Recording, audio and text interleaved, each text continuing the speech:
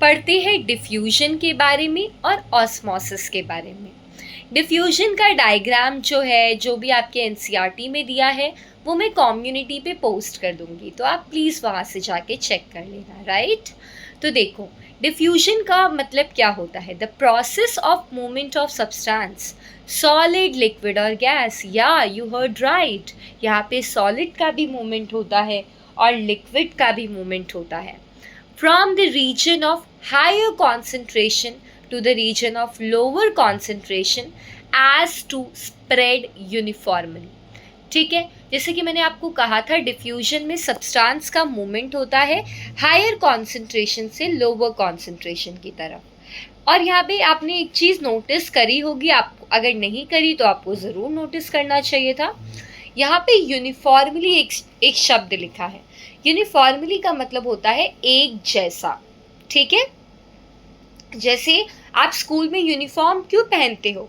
क्योंकि तब आप एक जैसे लगो, एकदम यूनिफॉर्म लगो, कोई ना ज़्यादा ऊंचा लगे स्टेटस में, ना कोई कम लगे स्टेटस में, इसलिए यूनिफॉर्म का मतलब होता है एक जैसा। तो यहाँ पे चीज़ों का मूवमेंट क्यों हो रहा है? क्योंकि हर कंपार्टमेंट में, जिस भी कंपार्टमेंट में से जिस भी चीज़ का मूवमेंट हो रहा है, वो दोनों ही तरफ हर कंपार्टमेंट में यूनिफॉर्म हो, यानी कि एक जैसा हो। आपको ये थ्योरी वाइज तो नहीं समझ में आया होगा, मैं आपको बताती हूँ।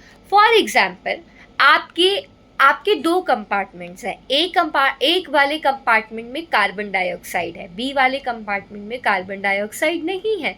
तो ए वाले कंपार्टमेंट में क्योंकि कार्बन डाइऑक्साइड ज़्यादा है, आई मीन हायर कॉन्सेंट्रेशन, तो ऑब्वियसली ए कंपार्टमेंट में से गैस जो है वो बी कंपार्टमेंट की तरफ मूव करेगी, और वो तब तक मूव करेगी जब तक दोनों कंपार्टमेंट में एक जितनी मात्रा का कार्बन डाइऑक्साइड प्रेजेंट नहीं होगा।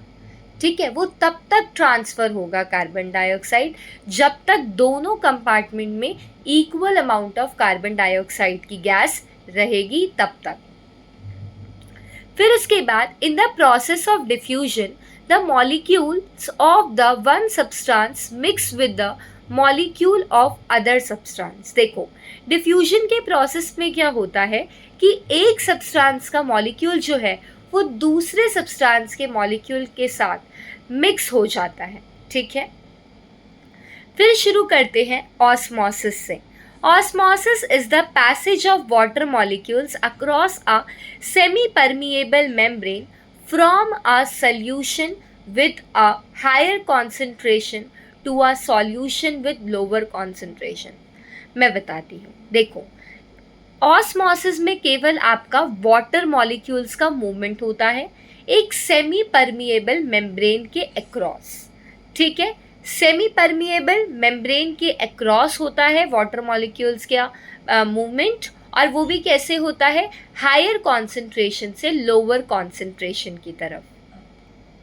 और हाँ, आप सोच रहे होंगे ये सेमी परमिएबल मतलब क्या होता है? देखो, परमिएबल जो अपने आर पार चीज़ों को जाने दे, ठीक है। इम्परमिएबल जो अपने आर पार चीज़ों को ना जाने दे। सेमी परमिएबल का मतलब क्या है? जो आधा आधा, थोड़ा थोड़ा चीज़ों को इधर उधर जाने दे, तो इसलिए इसका नाम है सेमी परमिएबल, राइट। क्योंकि आप देखना, जो आपका प्लाज्मा मेम्ब्रेन होता है उसके अक्रॉस ही आपका डिफ्यूजन ऑस्मोसिस होता है। और मैंने आपको प्लाज्मा मेम्ब्रेन में बताया था कि कुछ चीज़ें जो सेल के लिए अच्छी होती है उसको प्लाज्मा मेम्ब्रेन एंट्री दे देती है, यानी कि कुछ मटेरियल्स के लिए प्लाज्मा मेम्ब्रेन परमिएबल हो जाती है, पर कुछ मटेरियल्स के लिए वो सेमी परमिएबल हो जाती है। क्यों?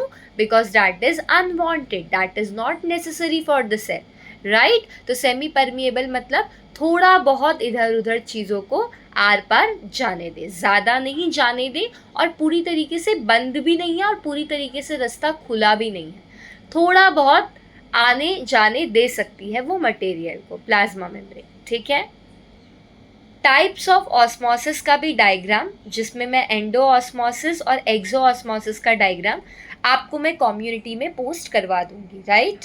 देखो, एंडो ऑस्मोसिस में क्या होता है? The process in which the water molecules solvent enters into the cell I mean cell swell हो जाती है। यानी कि एंडोऑस्मोसिस वो प्रोसेस है जिसमें वाटर मॉलिक्यूल्स यानी कि सॉल्वेंट सेल के अंदर घुस जाता है, जिसका नतीजा ये होता है कि सेल स्वेल हो जाती है। एक्सोऑस्मोसिस में क्या होता है कि एक ऐसा प्रोसेस जिसमें वाटर मॉलिक्यूल्स यानी कि सॉल्वेंट जो सॉल्यूशन में ज़्यादा मात्रा में प्रेजेंट होता है और जिसमें चीज़ों को डिज़ोल्व किया जाता है, तो सॉल्वेंट जो है वो सेल के बाहर चला जाता है। सो रिज़ल्ट क्या होता है कि सेल आपकी श्रिंक हो जाती है।